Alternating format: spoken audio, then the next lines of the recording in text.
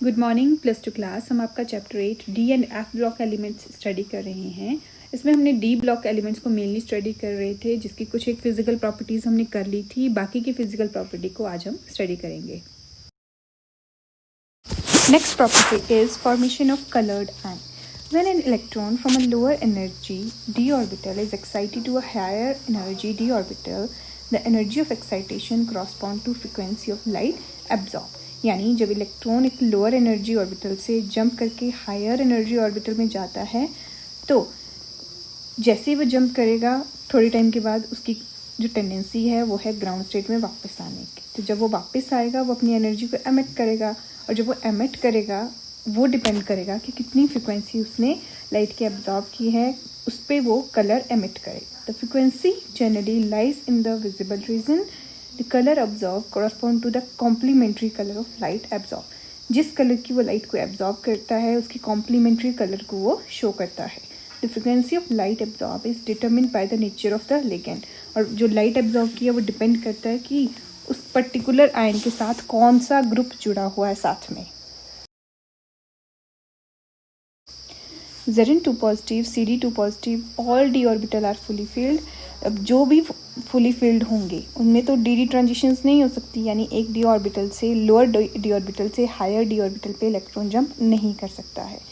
Ti4 positive, all d orbitals are vacant, so no d transitions occur. ऐसे cases में या तो जहाँ फुली फिल्ड डी ऑर्बिटल है या तो जिनके पास टोटली वैकेंट डी ऑर्बिटल है, उन केसेस में डी ट्रांजिशंस अकर नहीं करती हैं, या फिर बोलो वो रेडिएशंस एब्जॉर्ब नहीं करते हैं, ना ही वो कोई कलर शो करते हैं। तो ये सारे के सारे आयन जो होते हैं कि कलरलेस होते हैं। Next is formation of complex compound. Metal ions bind a number of anions और न्यूट्रल मॉलिक्यूल गिविंग कॉम्प्लेक्सेस। जो ये मेटल आयन होते हैं डी ब्लॉक एलिमेंट्स के, ये एनायंस के साथ या फिर न्यूट्रल मॉलिक्यूल के साथ बाइंड करके डिफरेंट टाइप के कॉम्प्लेक्सेस की फॉर्मेशन करते हैं। क्यों? Due to comparatively smaller size of metal ion, due to high ionic charge and availability of d orbitals for bond formation. This is the reason for complex compound formation of d block elements.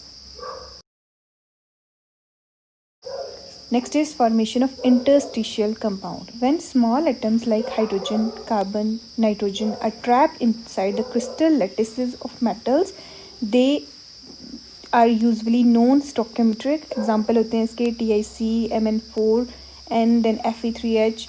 They have high melting points, higher than those of pure metal. They are very hard. Some borides approach diamond in hardness. कुछ एक जो borides होते हैं वो diamond के बराबर hard होते हैं. They retain metallic conductivity. They are chemically inert, due to which D block elements form interstitial compounds. Next is alloy formation. Because of similar radii and other characteristics of transition metals, the alloys formed are hard and have often high melting points.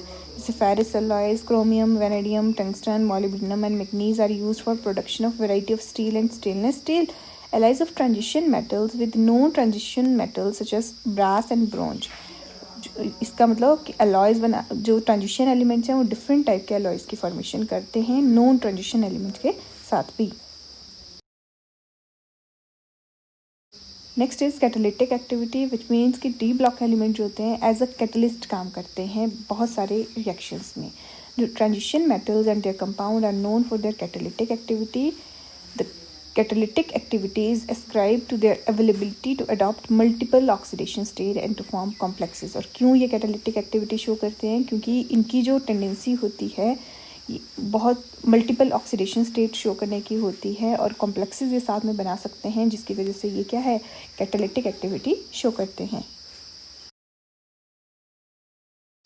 Next is oxides and oxoanions of metals. The element of first transition series form variety of oxides of different oxidation state having general formula MO, M2O3, M3O6, MO2, MO3 की जो first transition series हैं, क्योंकि वो different oxidation state show करते हैं तो different type के oxides की फॉर्मेशन करते हैं। These oxides are generally form by heating the metal with oxygen at high temperature. कैसे ऑक्साइड्स की फॉर्मेशन करते हैं? जब मेटल को ऑक्सीजन के साथ हाई टेम्परेचर पे हीट करते हैं तो ये फॉर्म कर देते हैं ऑक्साइड्स। ये दोनों टाइप के ऑक्साइड्स की फॉर्मेशन करते हैं, बेसिक और एम्फोटेरिक ऑक्साइड। कुछ एक जैसे CrO3, Mn2O7 ये जो हैं एक्सिडिक ऑक्साइड्स की फॉर्मेशन भी करते हैं।